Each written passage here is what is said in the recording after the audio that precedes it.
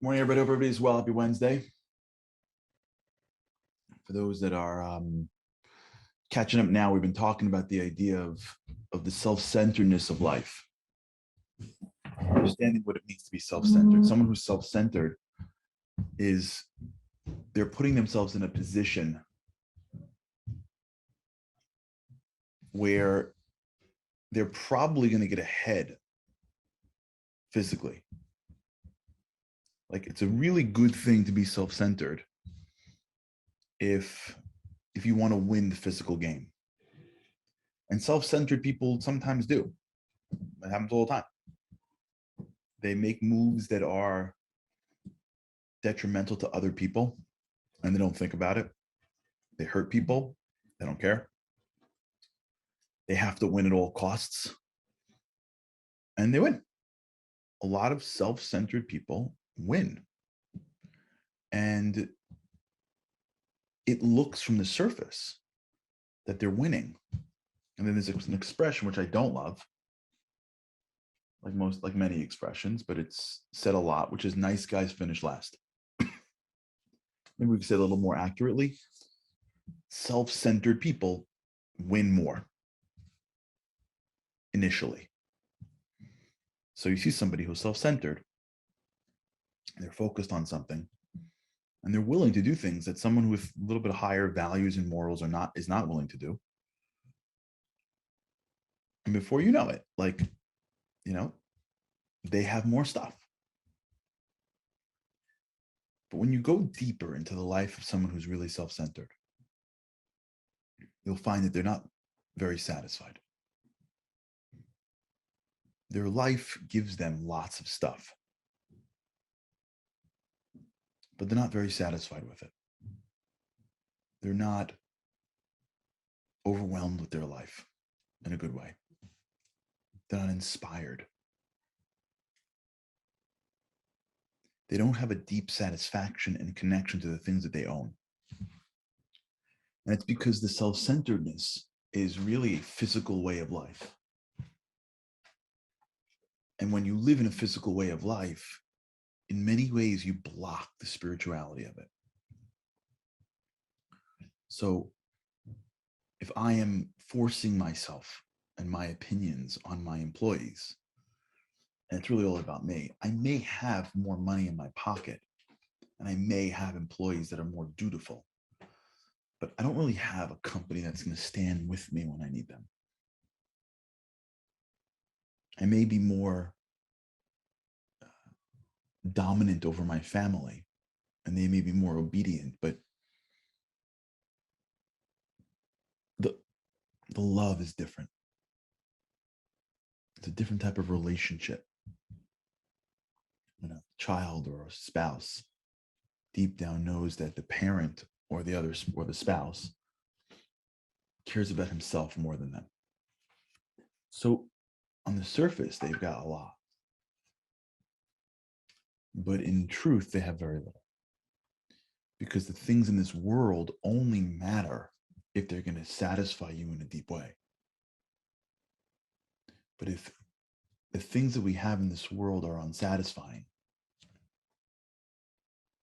and you have them, it becomes very challenging. So what ends up happening, if you watch how this plays usually, is they assume the reason why they're not happier is because they don't have enough stuff. So then, as opposed to going deeper on what you have, there's the pursuit of more.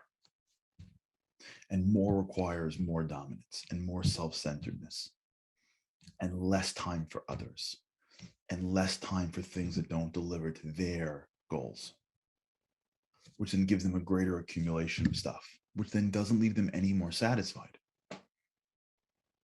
which then creates more until they get to the banquet. I think I spoke about it on Monday, the banquet. And they start realizing that it wasn't about the stuff. They start realizing that the opportunities presented them throughout their lives, the reason why they couldn't see them was because they were focused on themselves. They missed that kid who needed them, not in the way that they wanted, but in the way the kid needed. And they missed the chance to develop a real relationship with them. They missed that friend. They missed that opportunity from a business perspective. They missed a life of relationship to depth and spirituality and meaning. In the pursuit of stuff, they missed the depth of their life. And you'll see sometimes people will make an about face. They'll start giving everything away. They'll start getting involved in things that are deeper and more meaningful. They'll start spending more time with their family. They'll start spending more time with the community. What happened? A decade earlier, you didn't have time for anybody. And now you're basically all day, all night doing acts of kindness. In part, I believe it's because they sensed there's nothing more they can get to give them depth. The only thing giving them depth is depth. And the only way you get depth is by going deeper from the physical that you have. And the only way you do that is when you're not in the middle. When someone else is in the middle. When that kid or spouse or friend, when the community, when the greater good, when God, when something else is in the middle of your life. Which is hard. It's really hard. And that's why so many times in life, it's easier to blame. It's because of politicians. It must be in the next election. It's easy to distract, which is why Netflix is so incredibly popular, which is why Instagram is so incredibly unpopular. It's easy to get lost in this physical world because the physical world can give you anything you want, as long as it gives it to you at the surface. But it takes a real strong person to stop and say, nah, I'm not looking for more stuff. I got to deepen what I have first. I got to get into what I have. I got to become a deeper person. And I do that by being open to opportunities that are in front of me. And I do that by trying to tap into the energy that is within me. And I do that by recognizing that I don't run my life. I don't control anything. I'm playing a video game with somebody else that created it. And my job is to do the best that I can every moment of my life. Open to what's next. To plan, but to know that most likely the plan that I have is only going to take me a couple of steps down the road. And to recognize that I'm not in the center of that world. As soon as somebody has that, as soon as somebody has that humility, they're not running the world, and that they're what brings out the greatest joy and energy in spirituality is when they're not in the center. They can start slowly finding moments to take them out of the center. So out of 24 hours, and assume you're sleeping for a part of it, you can find 10, 15, 20 moments where you see something and you go, I'm not in charge, I'm going. Or someone needs something and you say, okay, you before me. You go through your day and you start to find pockets where you can move yourself out of the center, where you can use your humility to not realize that you're not running this world, where you can use your genuine concern to help somebody out, where you can use your courage to do the thing that you're scared to do but needs to happen for others. You can use the day as a way to almost, it's like one of those games where, like, you swing back into the center and then you push it out. And then it swings back into the center and you push it back out. And throughout the day, you find pockets and moments where you can swing out your ego and be free to do something else. Be free to take whatever's in front of us. Be free to be okay with what's going on in front of us. Be free to give and to connect and to do more. Be free to call somebody up. Be free from your own self-centeredness. And then it comes back in again. It's fine. you push it back out again.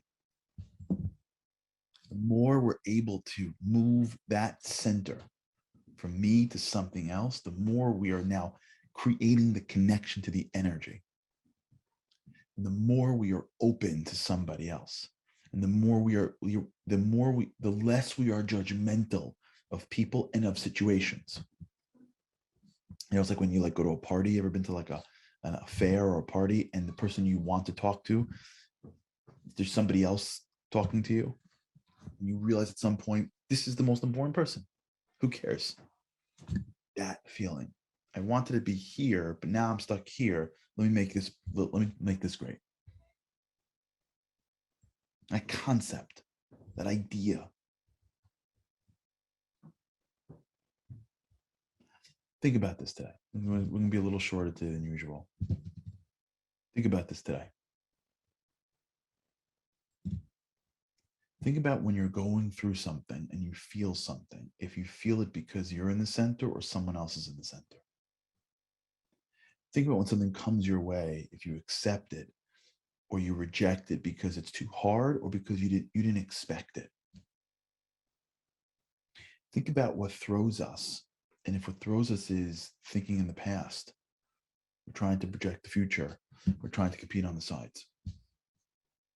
We're just saying, this is where I am. Let me make this great. I don't run the world, but I got this moment. I'm in this moment. Let me make this moment great. When you have the humility to realize that you're not in the center, you open up possibilities you can't believe. Possibilities for your future, possibilities for strength, possibilities for what you can do that you never could do before. And I believe it's in those moments that you become the person you're meant to be.